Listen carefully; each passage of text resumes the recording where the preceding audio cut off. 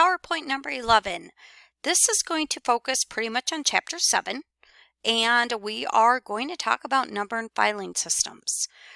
Keep in mind, I know most places that everyone's going to work at is going to be electronic, but believe it or not, there are some places out there that they still have paper records, and you are still going to have to file those charts away. So let's just say here, with a well-organized numbering and filing system, it's essential to effective storage and retrieval of the records. So again, patient record support services, procedures provided to patients, which again, we need third-party reimbursement. So numbering systems. Most healthcare providers organize patient records according to one of three numbering systems. Each of these systems has advantages, disadvantages. Providers that do not adopt a numbering system file records alphabetically according to patient name. Now, I would say that these places would be a smaller healthcare facility. Serial number system. So each time a patient is registered, so if they come into the ER, a new patient number is assigned by the provider and a new patient record's created. So again, multiple admission means multiple numbers. So if you have somebody that comes into the ER a lot, you're going to have a lot. Records are filed in multiple locations in the permanent file system.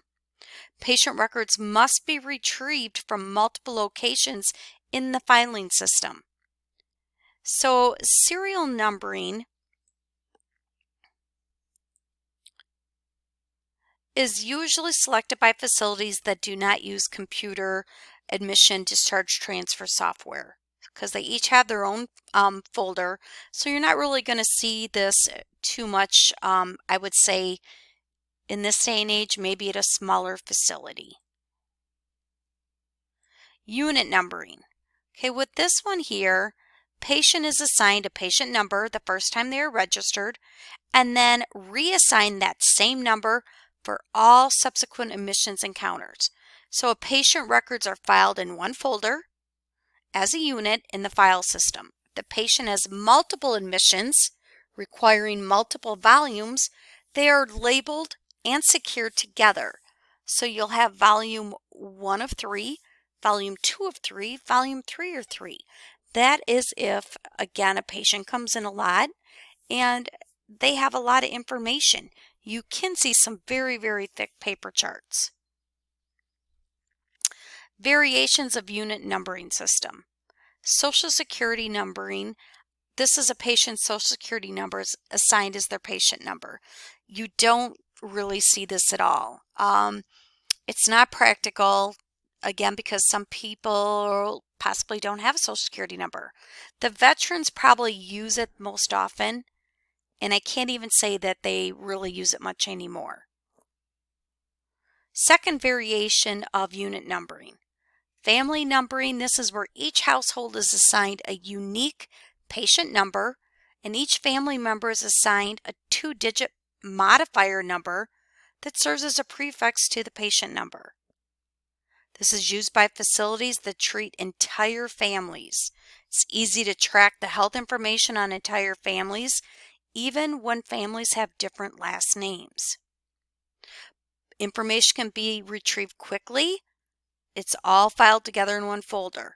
Disadvantage to this one is if you have divorce, remarriage, then the children marry, divorce again. So again, this part wouldn't be feasible for a facility.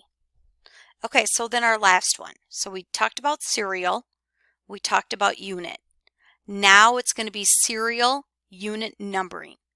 Patients receive a new number each time they are registered by the facility, and records from that previous admission or encounter are reassigned a new number. So the records are being filed in the most current folder. So they pull up all the old ones and bring it to the new one. Again, folders that contain previous patient records remain in the file, and a note identifying the new number is inserted to the folder. Serial unit number is actually a blend of both the serial and unit, and you can read the advantages and disadvantages in your textbook.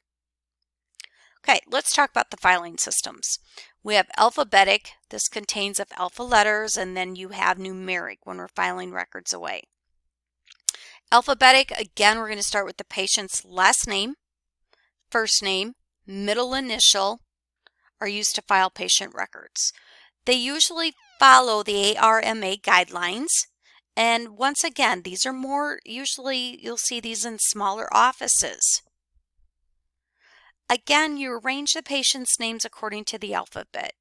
Last name, surname, given name or first name or initial, and then middle name or initial. The biggest thing here I can state is remember, nothing comes before something.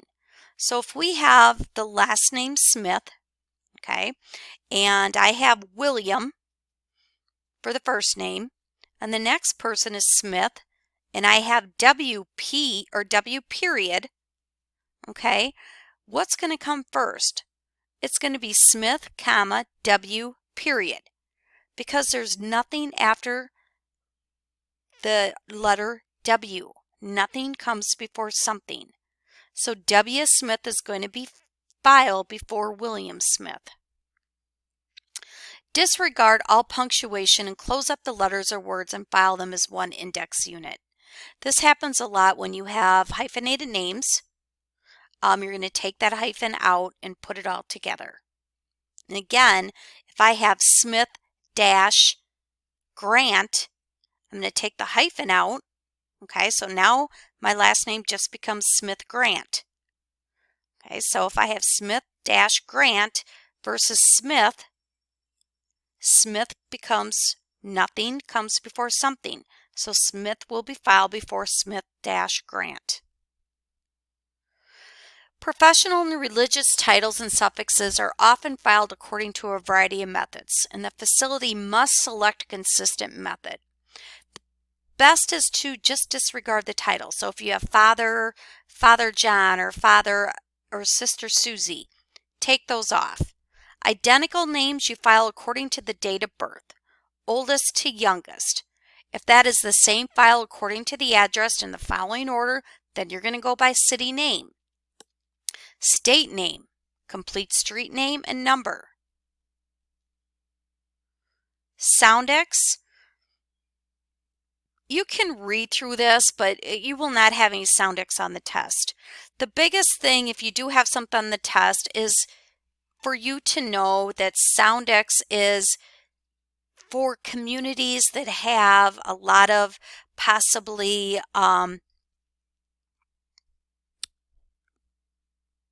they have, like, let's say different names, and you try to sound them all together.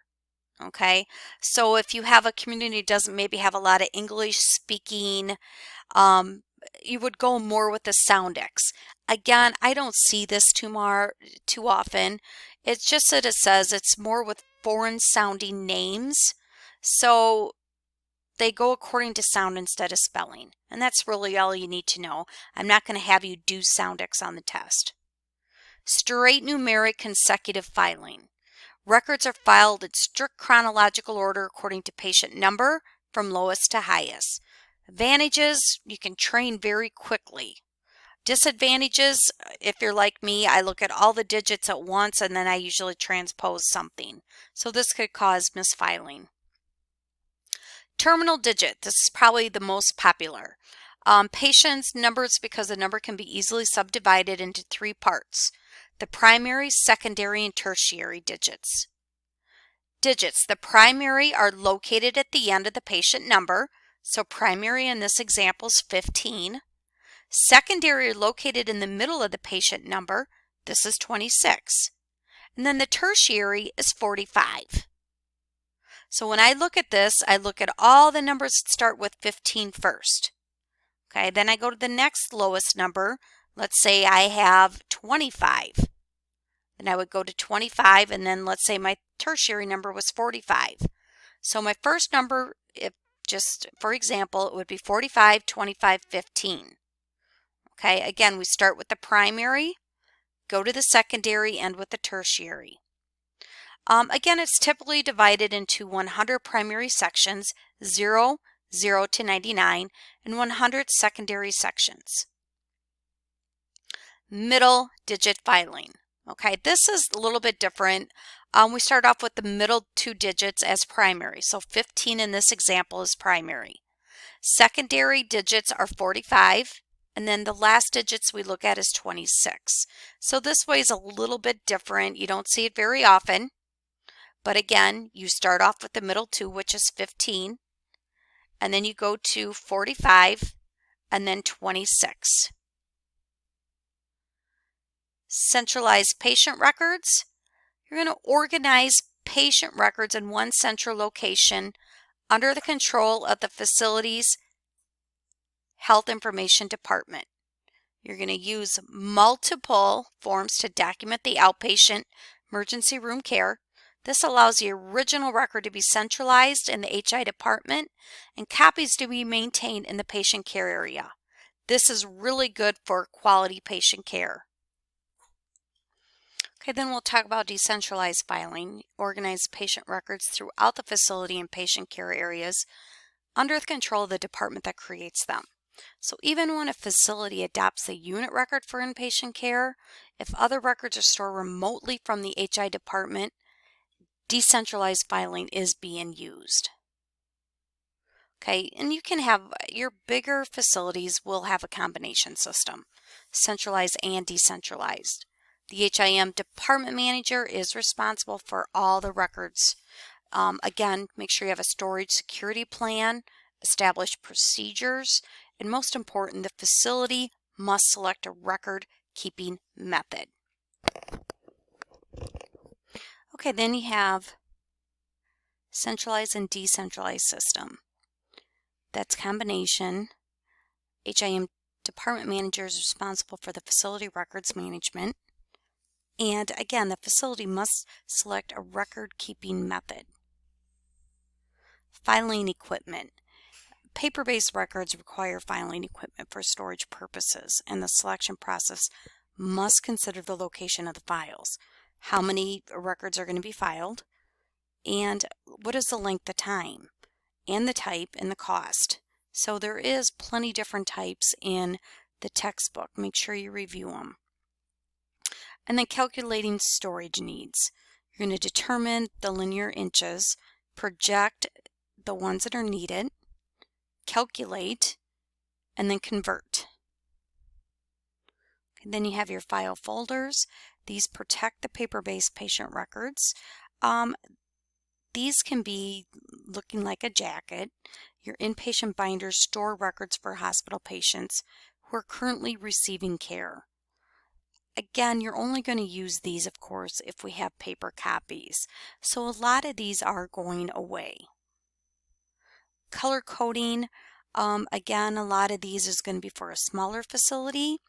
Especially they use alpha, they'll use coloring. Certain last names will have one color.